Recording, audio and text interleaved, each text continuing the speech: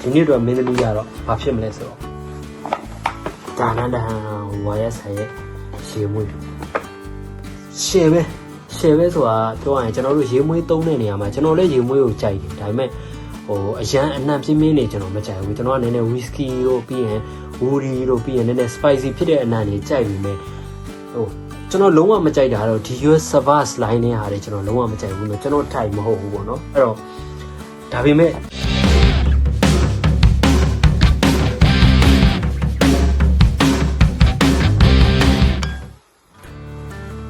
မင်္ဂလာပါဗျာမင်္ဂလာပါကျွန်တော်မနေ့ကနဲ့ဒီနေ့လူကကိုယ်တိုင်ဝယ်တဲ့ပစ္စည်းမဟုတ်ဘူးဆိုပေမဲ့အရန်ကြီးပျော်ပြီးတော့လုံးဝကိုတက်ကြရင်ကျွန်တော်သူများအတွက်စဉ်းစားပြီးလဲလုံးဝကိုယ်တိုင်ဝယ်မဲ့အရာလို့ရာသီဥတု300 400ရှင်အဲ့ဒီ400စီတာပါစဉ်းစားပြီးကျွန်တော်ဝယ်ရတဲ့အချင်းရှိရတော့အခုကျွန်တော်မနေ့ကနဲ့ဒီနေ့အင်မတန်ကိုအလုပ်ရှုပ်တယ်ကျွန်တော်မနေ့ကကြရင်ဒီကိုရီးယားနိုင်ငံကဒ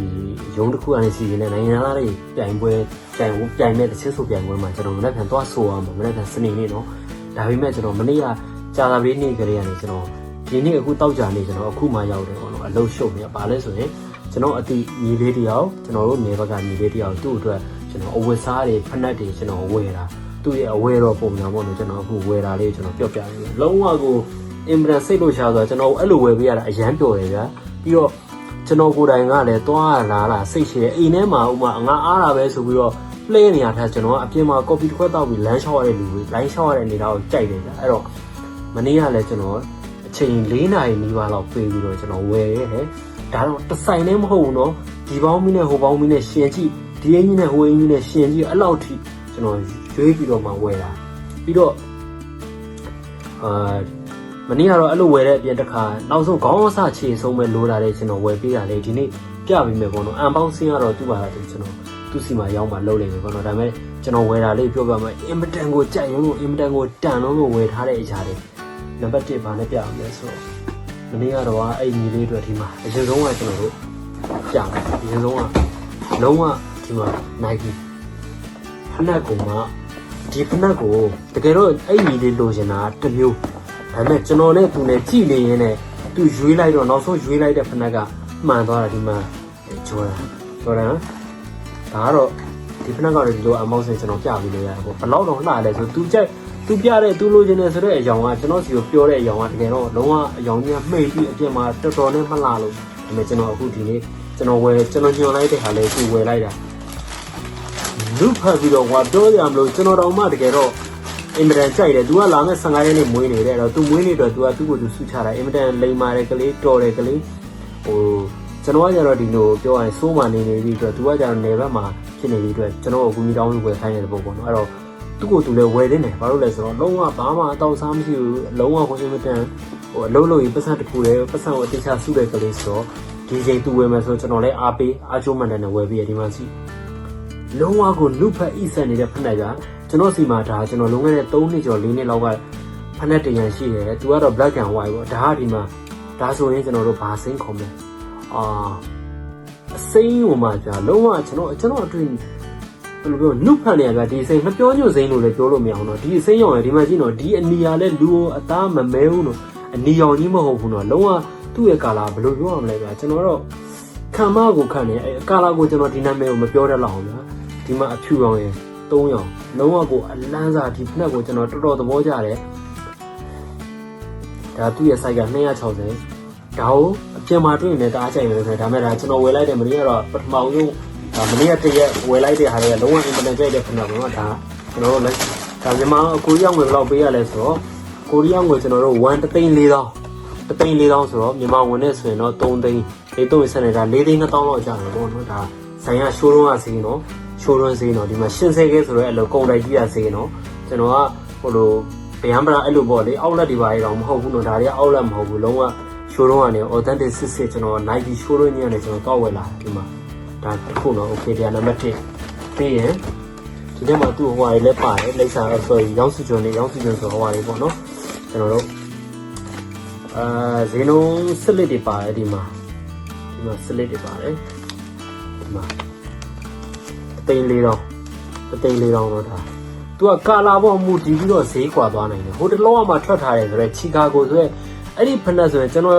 ကြိုက်နေပြီမဲ့ဒီနီအောင်ဆက်ဖြစ်ဖြစ်မှာပဲဆိုစဉ်းစားနေနေအဲ့ဒီကလေးဆိုင်ရကလေးရပြောတယ်အခုလိုချင်ခုဝယ်လိုက်ပြောမယ်တကယ်ကြတော့အဲ့ဒီဖနက်ကအခုလုံးဝစိုးအောင်ဖြစ်သွားလုံးဝမရှိတော့ဘူးဆိုအဲ့ဒီဖနက်ကိုညီလေးတော့မပြလိုက်အောင်ဒါပေမဲ့ဒီဖနက်ကလည်းသူလဲကြိုက်တယ်ကျွန်တော်လည်းအင်မတန်သဘောကျတယ်ဒါကိုရီးယားငွေ3,3900 3,400ပြောပါနော်โอเคဒါတရံဖနက်တစ်မျိုးပြီးတော့နော်ဖနက်တစ်မျိုးပြီးတော့နောက်တစ်ခါသူကအမြဲတမ်းပြကျွန်တော်တို့မြန်မာနိုင်ငံမှာနေကြရဝတ်တဲ့ဘောင်းမီတွေကများသောအားဖြင့်ကျွန်တော်တို့မြန်မာလူမျိုးတွေကဒီတိုင်းဟိုပေါ့ slim fit လို့ပုံစံမျိုးတွေပေါ့နော်ဂျင်းပေါင်းမျိုးကျွန်တော်တို့တဲ့အဖွာတော်မို့လုံးဝအောက်ပိုင်းအချက်တွေဝတ်ကြများတယ်မလားကျွန်တော်ကသူ့ကိုလည်းပြောညီလေးမင်းကလူလေးကလည်းအောက်ပိုင်းလေးကလည်းသိတယ်လေအသားလေးကဖြူဖြူလေးဒါပေမဲ့မင်းအမြဲတမ်းတပုံစံနဲ့မနေနဲ့ဒီတစ်ခါအဲ့လိုမင်းအခုဒီဖက်နှက်ဝယ်လိုက်တယ်ဒီဖက်နှက်နဲ့လိုက်မဲ့ဘောင်းမီမျိုးစဉ်းစားပေးမယ်ဆိုဒီမှာဒီ brand လဲကျွန်တော်အင်မတန်ကြိုက်တယ်ဘာလို့လဲဆိုတော့ဒီ brand ကဘောင်းမီဖြစ်တယ်နေကကျွန်တော်တို့မြန်မာလူမျိုးတွေနဲ့ကျွန်တော်တို့ရဲ့အရက်အမြင့်နဲ့ကျွန်တော်ကတော့ကွက်တီလောက်ကြတယ်လို့ထင်တယ်ဘာလို့ဆိုတော့တခြား brand တွေများသောအားဖြင့်ဇာရာတို့ဘာလို့ဆိုရင်ဘောင်းမီတွေကအရန် over fit တွေများတယ်ဗျဖြစ်တယ်ဆိုတော့ကျွန်တော်တို့အတွက်ပေါ့လေကျွန်တော်တို့ကဟိုအရက်အမြင့်ကျွန်တော်မြန်မာလူမျိုးတွေကနေနာများတယ်ဗျကိုရီးယားလူမျိုးကတော့သူတို့ရဲ့ကျန်းမြအရက်အမြင့်က180ရှိတယ်180တဲ့နေရင်ကိုရီးယားရဲ့ကျန်းမြတဲ့နေတယ်လို့သူကသတ်မှတ်တာနော်180ရှိစင်တီမီတာအဲ့တော့180အကျော်180တွေလောက်ကအများကြီးဆိုတော့ကျွန်တော်တို့မြန်မာလူမျိုးတွေအတွက်ကဘောင်းမီတစ်ထည့်ဝယ်မယ်ဆိုဖြတ်ရတာဗျာနောက်ဆုံးကောင်းပြောရင် gas ဘောင်းမီတော့မှဖြတ်ရတယ်ဗျာကျွန်တော်တို့အခု gas ဘောင်းမီဝယ်ထားရင်ဖြတ်ပြီးမှဝယ်ရတာနော်အဲ့တော့ကျွန်တော်အရက်က166ပဲရှိရဆိုတော့အဲ့တော့ဒီမှာဘောင်းမီဂျော်ဒန်တို့ဒါလည်း तू ကကန်ကောင်းကျွန်တော်ကမူရင်းစိတ်ဒီမှာ64,800 6,000ခွဲပြောပါတယ်6,318မြန်မာငွေနဲ့2သိန်းလောက်ဘောင်းပြီးတန်တယ်ပေါ့နော်ဒါပေမဲ့သူကဒီက white fit နော် baggy white fit သူက white ကိုမှအရန်ကြီးပွားနေတာမဟုတ်ဘူးကျွန်တော်အင်မတန်ကြိုက်တဲ့ဘောင်းပြီးဒီဇိုင်းမျိုးပဲဆိုတော့ကျွန်တော်တို့ဘယ်လိုပြောမလဲဒါကို20ရာခိုင်နှုန်းရလိုက်တော့ဒါကလည်းသူ့တော့9,000လောက်နဲ့ရပါတယ်မနေ့ကတော့ကျွန်တော်မထင်ထားဘူးကိုကညွှန်းပြပြီးတော့ဝယ်ဖို့ပဲစဉ်းစားနေနဲ့ discount ရှိတာတော့မသိလိုက်အခုဒီမှာ discount ရတယ်ဟိုကလေဟိုမြန်မာငွေထားပါတော့3သိန်းဝန်းလောက်နဲ့ရတာပေါ့2သိန်းဝန်းကျင်လောက်ခါပေါ့အဲ့တော့ discount ရလိုက်တယ်ဒါကတော့ဒါမင်းဒီရနံဟိုကဒီဂျော်ဒန်နိုဘရန်ကလည်းနာမည်ကြီးတယ်ဒါပေမဲ့များသောအားဖြင့်သူတို့ကတော့ချုပ်လုပ်တဲ့နိုင်ငံတွေကတော့အမျိုးမျိုးกว่าတဲ့ China လည်းရှိရယ် Vietnam လည်းရှိရယ် Cambodia Indonesia အမျိုးစုံရှိတဲ့အထက်မှာဒါကတော့ Vietnam ပေါ့နော်မင်း Vietnam ဒီမှာဂျော်ဒန်နိုလို့ခေါ်တာနော်ပြီးရင်တစ်ခုပြောတော့โอเคအဲ့ဒါတစ်ခုပြီးတော့ပြီးရင်နောက်တစ်ခုမနေ့ကဝယ်တဲ့အထဲမှာလုံးဝကိုအင်မတန်ကိုလမ်းပြန်ပြီးအင်မတန်ကိုမိုက်တဲ့အင်းကြီးဒီမှာဒီဗလားကျွန်တော်ကတော့ဘယ်လိုခေါ်လဲဆိုမဟာဂရိတ် GIM3 ဆိုတော့မဟာဂရိတ်လို့ခေါ်လိုက်တယ်ဗောနော်ဒါပေမဲ့ဒါအတန်တော့မိုက်လည်းမိုက်တယ်နော်ကျွန်တော်လည်းတီးတယ်လို့ဆိုရင်ဒါအတန်တော့အမှန်လေးကျွန်တော်ပြောပြရအောင်ဒီမှာလုံးဝဂျာကင်ဗျာဂျာကင်ကသူတို့ဒီလိုလာနော်အပေါ်ကသူတို့အဲ့လိုအိမ်နဲ့ထည့်ကြတာသူကဘာလဲဆိုရင်ဂျာကင်ကသူတို့ကညီလေးကသူတို့အောက်ပိုင်းကကျွန်တော်တို့အပေါ်ပိုင်းတော့အရန်ကြီးမအေးဒီအတွက်သူကအရန်ကြီးထူတာမလို့ရုံးဆိုဒီမှာရိုးရိုးတာမန်ပေါ့ပါပဲသူကနှွေဦးကိုရီးယားယာရီဆို9လပိုင်းလောက်အထိကောင်းကောင်းဝတ်လို့ရတယ်ဂျာကင်ပြီးရင်သူ့ရဲ့အမဲကကျွန်တော်တို့လုံးဝမဲမောင်နေတဲ့ black color မဟုတ်ဘဲနဲ့သူကဟိုဘယ်လိုပြောမလဲလုံးဝ vintage vibe ကိုသွားတာပေါ့နော်လုံးဝနည်းနည်းဘယ်လိုပြောမလဲကျွန်တော်တို့ဘယ်လိုပြောမလဲလုံးဝနက်ပြောင်ပြီးတော့ဖြစ်နေတဲ့အားမဟုတ်ဘူးဗျာကျွန်တော်အထင်ဟို12ရာသီဘယ်လိုရာသီနဲ့ဆို line နဲ့ထင်တဲ့အနက်မျိုးပေါ့နော်သူကဒီမှာလဲသူတို့ကအသေးသေးပါဒီလိုနေရာဆိုရင်ရေလျှော်လို့ပွန်ထားတယ်လို့ပါလို့အဲ့လို basic design လုပ်ထားတာဗျာဒါက design တွေတော့မသိတဲ့လူဆိုဟာဒီအင်းကြီးကအဟောင်းကြီးလို့ထင်ပါတကယ်လဲအဲ့လိုထင်တဲ့လူလည်းရှိပါတယ်ဒီမှာသူအဓိကအမှ YKK သူ့မှာ key chain တွေမှာပါပြီးသားဆိုkey chain တော့ပြောဇစ်မှာပါပြီးသားဇစ်ကလည်းပြီးတော့ကြီးအောင်ပုံစံနဲ့ဗျာဇစ်ကလည်းလုံးဝလည်းတော့မယ် luxury ဆန်တဲ့အကြောင်းပဲဒီမှာကြည့်လိုက်ဒါဒီအင်းကြီးကိုကျွန်တော်မနေ့ကအင်မတန်သဘောကျတာဒါပေမဲ့အခုကတော့ကျွန်တော်အားလုံးထုတ်မပြတော့ဒီအင်းကြီးဟာဟိုပါဗျာဒီအင်းကြီးကဘယ်လောက်ဝေးရလဲဆိုတော့ပုံမှန်ဒီအင်းကြီးရဲ့သူ့ရဲ့မူရင်းစေးကျွန်တော်ဒီနေ့အဲ့ဒီလေးကိုလည်းပြထားတယ်သူ့ရဲ့မူရင်းစေး price ကဘယ်လောက်ရှိလဲဆိုရင်သူ့ရဲ့မူရင်းစေးကကိုရီးယားငွေ3သိန်းနဲ့မှ9,000တိတိရှိတယ်ကိုရီးယားငွေ3သိန်း9,000ဆိုရင်3သိန်းဆိုလည်းရှိရမြန်မာငွေ3သိန်း9,000ဆိုရင်2သိန်း1000မြန်မာငွေ5သိန်းလောက်ရှိရပါတော့ဒါပေမဲ့5သိန်းလောက်အင်းကြီးကိုသူကဘယ်လောက်နဲ့ရလာလဲဆိုဒီအင်းကြီးဥမာကျွန်တော်တို့1သိန်း1000တောင်မပြည့်ဘူးဗျာ1သိန်းနဲ့မှ2000ဝန်းကျင်လောက်နဲ့ရလာတာအဲ့တော့အရန်ကို discount တွေတန်သွားတယ်ဗောနော်မနေ့ကဝယ်တာဆိုတော့ဒီအင်းကြီးကမြန်မာငွေနဲ့တွက်ရင်3သိန်းလောက်နဲ့ရသွားတယ်ပုံမှန်ဆိုမြန်မာငွေ5သိန်းလောက်တန်နေပြီဒီကမနေ့ကတော့ကျွန်တော်ဝယ်တဲ့အထက်မှာ implant ကိုကျွန်တော်လည်းကြိုက်တယ် ညီလေးလေးကြိုက်မယ်လို့ညှော်နေတယ်ကျွန်တော်ကယုံကြည်တယ်ဗျအဲ့ဒါတခုပြီးရင်ကိုရီးယားမှာကျွန်တော်တို့မြန်မာလူမျိုးတွေဒီနိုင်ငံကိုရောက်လာရင်လူတွေကဘာတွေဖြစ်လာလဲဆိုတော့ယာတီဥတုအပြောင်းလဲပြီးရင်ကျန်းကင်းမှာဟီတာတွေပါသည့်အတွက်ရေဘူးတွေချိုးသည့်အတွက်ဘာဖြစ်လာလဲရေရလဲသူတို့ကပိုးတက်ထားတဲ့ရေတွေဆိုတော့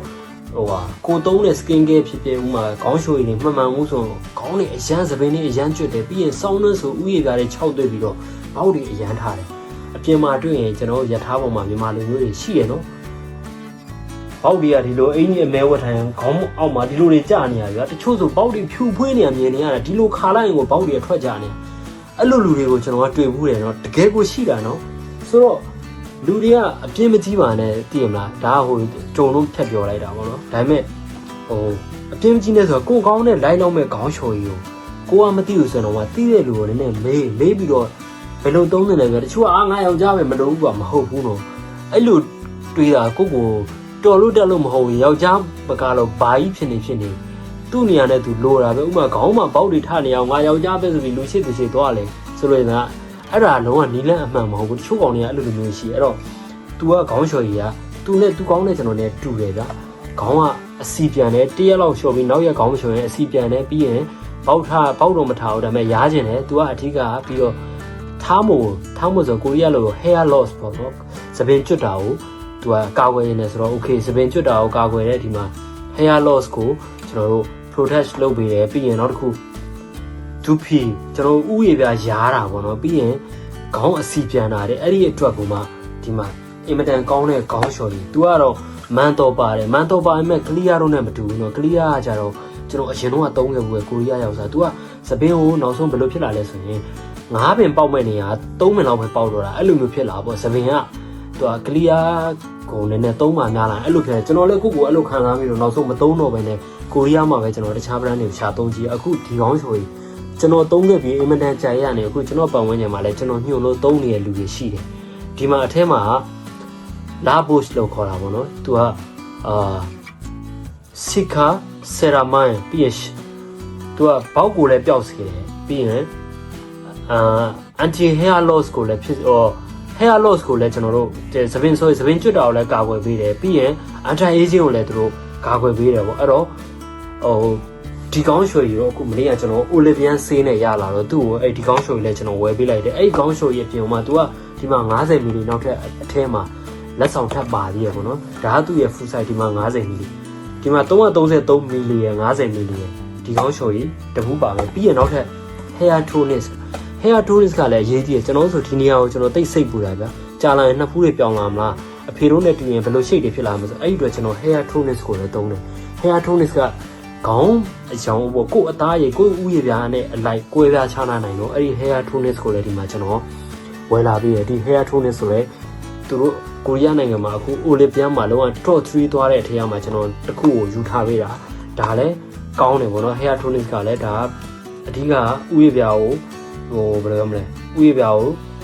အစီပြန်တာကိုကာကွယ်ပေးမယ်ပြီးရင်ဘောက်ထတာတွေကိုကာကွယ်ပေးမယ်ပြီးရင်သပင်ကျွတ်တာကိုသူကကာကွယ်ပေးမယ်ပေါ့နော်အဲ့တော့သပင်ဆိုတာကျွတ်ပြီဆိုလို့ရှိရင်ပြန်ပေါက်ဖို့ကတော့တကယ်တော့မလဲဘူးဒါပေမဲ့အဲ့ hair tonic ဆိုတာသပင်ကျွတ်နိုင်ခြင်းဖြစ်တာကိုအဓိကတော့ထိမ့်ပေးတဲ့ဘောပေါ့နော်အဲ့ဒါဒီ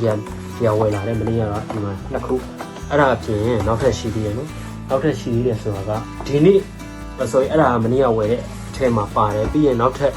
ညီလေးကနောက်ထပ်ဘောင်းမီတစ်ထည်ထပ်လိုချင်သေးတယ်ဆိုတော့အဲ့မှာဘောင်းမီထပ်ဝယ်ရင်လည်းဒီနေ့ဘာရလဲဆိုတော့ဒီနေ့အဲ့ဒီဘောင်းမီကိုလည်းကျွန်တော်အင်မတန်ကြိုက်တာဒါကလည်းခုန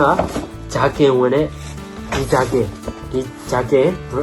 နဲ့ကုမ္ပဏီတွေဆိုဆိုင်တစ်ဆိုင်နဲ့ပဲပေါ့နော်ဒီမှာဘောင်းမီဒီဘောင်းမီကလည်းကျွန်တော်ဝစ်ကြည့်တာညီလေးကသူပို့ထားတဲ့အယောင်ကဒီအယောင်ဆိုပေမဲ့အဲ့ဒီအယောင်ပထမအယောင်သူပို့ထားတဲ့အယောင်ကိုကျွန်တော်ဝစ်ပြပေးမယ်တကယ်အဲ့ဒီအယောင်ကသူ့အတွက်နည်းနည်းဟို point နေမှာတချို့နေရာတွေမှာနည်းနည်း design တွေပါတော့သ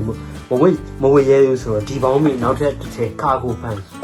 လုံးဝကိုလမ်းတာဗျာဒါပေမဲ့ကျွန်တော်ဒါတွေကတော့ချီမပြတော့ကျွန်တော်ဝယ်တဲ့အကြောင်းကိုပြောပြအောင်နော်ဒီဘောင်းမီဆိုလဲအဲ့လိုပဲမူရင်းစီ1 သိန်းနဲ့မှ4000ရှိတယ်ဒါပေမဲ့ discount နဲ့သူက3သိန်းနဲ့ရတယ်ပေါ့9900နဲ့ရတယ်ဘယ်လိုနေမြန်မာငွေနဲ့တော့3သိန်းလောက်ပြရတယ်ဒါပေမဲ့ကိုရီးယားမှာတော့ဘောင်းမီတစ်ထည်5000 6000 9000 8000 3သိန်းအဲ့လိုရှိတာပဲဒီဟာဆိုရင်3သိန်းခွဲကနေဆိုရင်3သိန်း4000ကနေ3သိန်းနဲ့ရတယ်ပေါ့နော်အဲ့တော့ဘောင်းမီနောက်ထပ်တစ်ထည်ဘောင်းမီတစ်ထည်စစ်သွားရင်ပြီးရင်